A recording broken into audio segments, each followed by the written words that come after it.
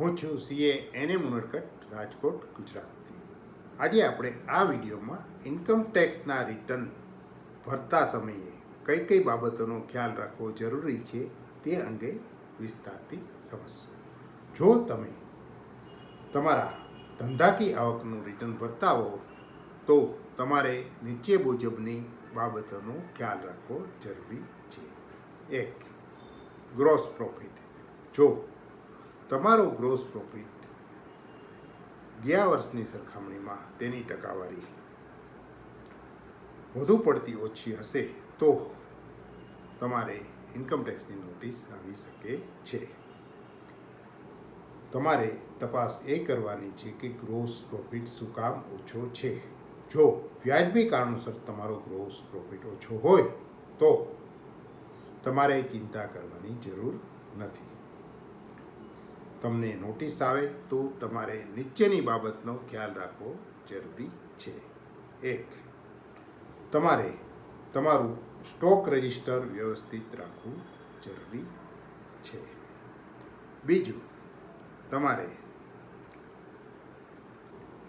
ખરીદ વેચાણના બિલ અને અન્ય પુરાવા તમારે વ્યવસ્થિત રાખવા જરૂરી છે.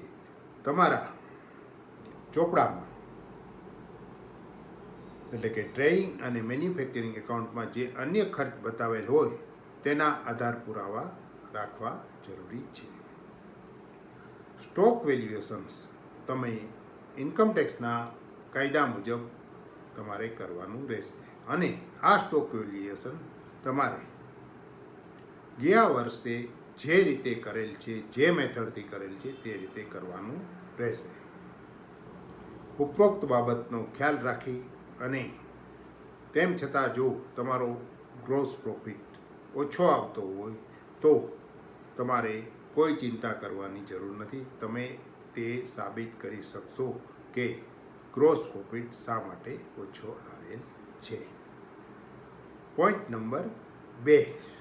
કમિશન. જો તમે કોઈ પણ પ્રકારનું કમિશન ચૂકવેલ હોય અને આ કમિશનની ટકાવારી ગયા વર્ષે તમે ચૂકવેલ કમિશનથી વધુ હોય તો તમને ઇન્કમ ટેક્સની નોટિસ આવી શકે છે. આ માટે તમારે જે વ્યક્તિને કમિશન ચૂકવેલ છે તેણે ખરેખર તમારા માલનું વેચાણ કરેલ છે તે સાબિત કરવાનું રહેશે અને કમિશનની રકમની ગણતરી કઈ રીતે થયેલ છે તે તમારે આપવાનું રહેશે. અને જો TDS કરવાની જવાબદારી થતી હોય તો તમારે તે કરી લેવી જોઈએ. Point number 3. ઉઘરાણીની માંડવાળ. જો તમે કોઈ ઉઘરાણીની માંડવાળ કરેલ હશે અને તે રકમ વધુ પડતી હશે તો તમને ઇન્કમ ટેક્સની નોટિસ આવી શકે છે. આ માટે તમારે આ રકમ અગાઉના વર્ષોમાં તમે વેચાણમાં બતાવેલ હતી તે સાબિત કરવાનું રહેશે અને હવે આ રકમ આવી શકે તેમ નથી તે સાબિત કરવાનું રહેશે. Point number 4.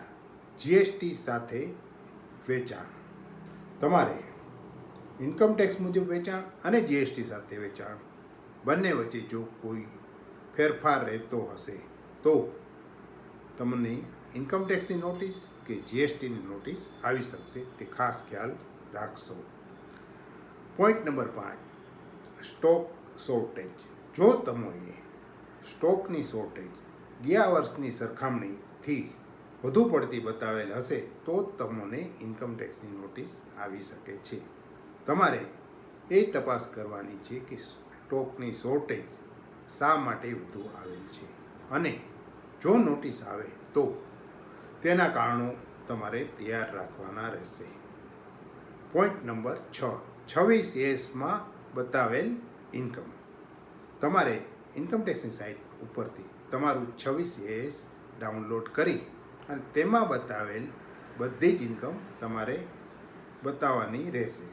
જો તમે તેનાથી વધુ ઇન્કમ બતાવેલ હશે તો કોઈ પ્રોબ્લેમ નથી, પરંતુ જો તમે ઓછી ઇન્કમ બતાવેલ હશે તો તમને નોટિસ આવી શકે છે, જે ખાસ ખ્યાલ રાખશો. પોઈન્ટ નંબર 7, ભાગીદારી પેઢીનું રિટર્ન જો તમે ભરતા હો તો ભાગીદારને ચૂકવેલ વ્યાજ અને મહેનતાણું ઇન્કમ ટેક્સના કાયદાની લિમિટ મુજબ આપેલ છે કે નહીં તે ખાસ વેરીફાઈ કરી લેશો. પોઈન્ટ નંબર 8, તમારે માલ અંગે કોઈપણ પ્રકારનો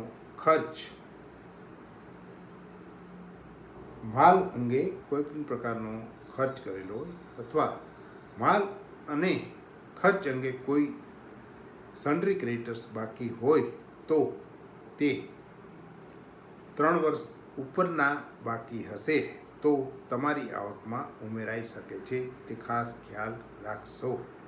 point number 9, high value transaction.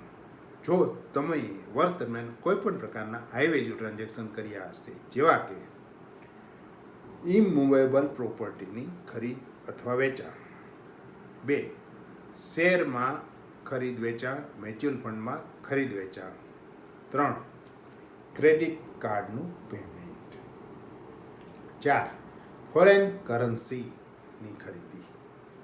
આ બધા ટ્રાન્ઝેક્શન્સ તમારા એકાઉન્ટ્સમાં બરોબર બતાવેલ છે કે નહીં તે તપાસ કરી લેજો.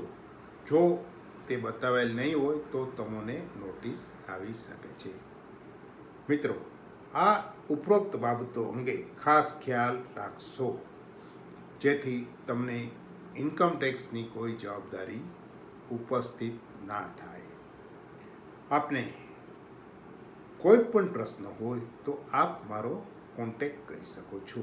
મારી કોન્ટેક્ટ ડિટેલ્સ નીચે ડિસ્ક્રિપ્શનમાં આપેલ છે. આપને મારો આ વિડીયો જો ઉપયોગી લાગેલ હોય તો લાઈક કરજો, શેર કરજો અને સબસ્ક્રાઈબ કરજો. ફરી મળીશું કોઈ નવા વિડીયો સાથે.